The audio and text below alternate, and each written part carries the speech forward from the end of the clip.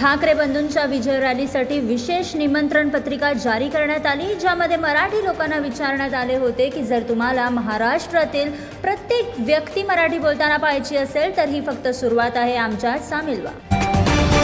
मुंबईतील 5 दर्ग्यांनी लाऊडस्पीकर काढून टाकण्याच्या पोलिसांच्या कारवाईला उच्च न्यायालयात आव्हान दिले. ते मुस्लिम विरोधी, भेदभावपूर्ण आणि मूलभूत अधिकारांचे उल्लंघन असल्याचे म्हटले. या प्रकरणाची सुनावणी 9 जुलै रोजी होणार. 5 जुलै रोजी होणाऱ्या विजय रॅलीपूर्वी ठाकरे गट आणि मनसे नेत्यांनी वरळीतील कार्यक्रम स्थळाची पाहणी केली. बाळा नांदगावकर, नितीन सरदेसाई, अनिल परब यांच्यासह अनेक अधिकारी तयारीचा आढावा घेण्यासाठी स्वतः पोहोचले.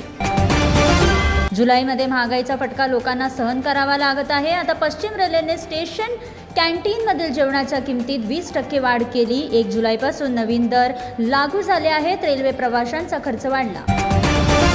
पनवेल घटनेनंतर आणखी एक प्रकरण समोर आले. आई तिच्या 15 दिवसांच्या मुलीला लोकल ट्रेनमध्ये सोडून पळून गेली. घटना सीसीटीव्हीमध्ये कैद. आरोपी महिलेचा शोध सुरू.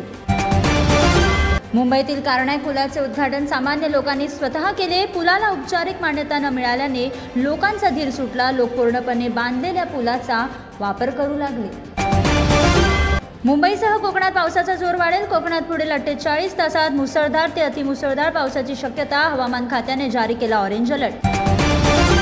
मुख्यमंत्री देवेंद्र फडणवीस यांनी उद्धव ठाकरेंवर निशाणा साधला. म्हणाले की त्यांना निवडणुका आल्यावरच मराठी आठवते. ते फक्त मराठीच्या नावाखाली राजकारण करतात. पुढे ते म्हणाले की आपण सर्व धर्मांमध्ये सुसंवाद राखला पाहिजे. मुंबई पुण्यात बदलत्या हवामानामुळे मुलांमध्ये सर्दी, खोकला, ताप आणि संसर्गाचा धोका वाढला. बालरोग तज्ज्ञांनी सावधगिरी बाळगण्याचे आणि वेळेवर उपचार घेण्याचे आवाहन केले. मुख्यमंत्री फडणवीस यांच्या आश्वासनानंतर स्कूल बस संप मागे घेतला, परंतु माल वाहतूकदार ई-चालना विरोधात निदर्शने करत आहेत. त्यामुळे राज्यातील माल वाहतुकीवर परिणाम झाला.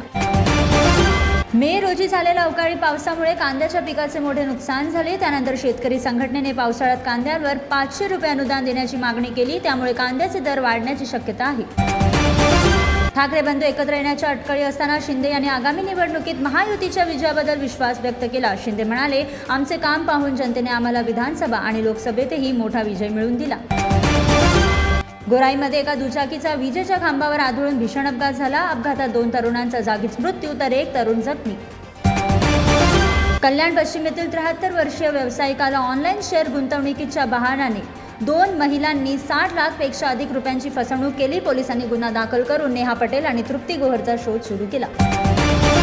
मुंबईतील एका उच्च न्यायालय शाळेत शिकवणाऱ्या महिला शिक्षिकेने स्वतःच्याच विद्यार्थिनीवर लैंगिक अत्याचार केले. 1 वर्ष छळ सहन केल्यानंतर मुलाने कुटुंबाला सांगितले सत्य. कुटुंबाच्या तक्रारीवरून दादर पोलिसांनी आरोपी महिला शिक्षिकेला अटक केली. आय लव्ह यू म्हणणे गुन्हा नाही. मुंबई उच्च न्यायालयाने लैंगिक छळ मानण्यास नकार दिला. 2015 मध्ये अटक करण्यात आलेल्या आरोपी तरुणाची आता निर्दोष मुक्तता.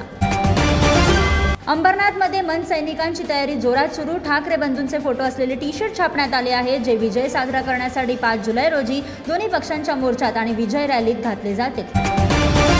डोंबिवलीनंतर अंधेरीमध्ये सेक्स रॅकेटचा पर्दाफाश. 4 महिलांची सुटका. स्पा मालकाला अटक. मुंबईत सोने आणि चांदीच्या किमतीत पुन्हा बदल. 10 ग्राम 22 सोन्याचा भाव 90,650 रुपयांवर पोहोचला, तर चांदी 1,10,000 रुपयांवर पोहोचली. वाहतूक क्षेत्रातील तक्रारींची निराकरण करण्यासाठी महाराष्ट्र सरकारने उच्चस्तरीय समिती स्थापन केली. सर्व तक्रारी लवकरच सोडवल्या जातील.